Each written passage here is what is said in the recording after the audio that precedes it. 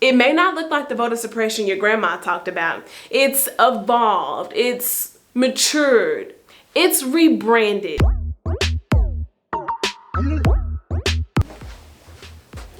2021, the era of convenience. I can order groceries, schedule a doctor's appointment, even check what's in my mail before it even makes it to my front door, all from my phone.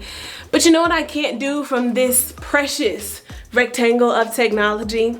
I can't register to vote. See, I live in Mississippi, one of 10 states that do not currently offer online voter registration, even though a paperless system can save taxpayers money, an average of 3 cents compared to 83 cents per voter registration application. It can also save valuable time for our election administrators. It can reduce a lot of handwriting and data entry errors, but no, just pen and paper for Mississippians. You know, that's why we have to make sure lawmakers, the ones who depend on registered voters to elect them into office, that they support a bill that makes voter registration online possible. And that's just half of what election and voting reform looks like in Mississippi.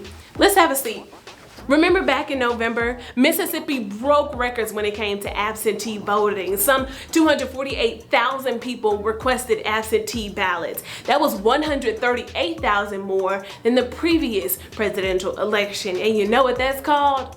Growth. It's because in response to COVID-19, the rules on what's considered a valid excuse to absentee vote were relaxed a little bit, but that was only temporary. Mississippi is still one of 7 states that don't allow in-person, no excuse absentee voting, and you know what that's called? Suppression. It may not look like the voter suppression your grandma talked about. It's evolved, it's matured, it's rebranded, so to speak.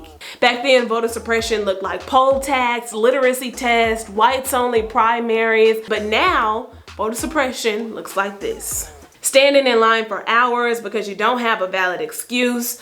One person even fainted while in line.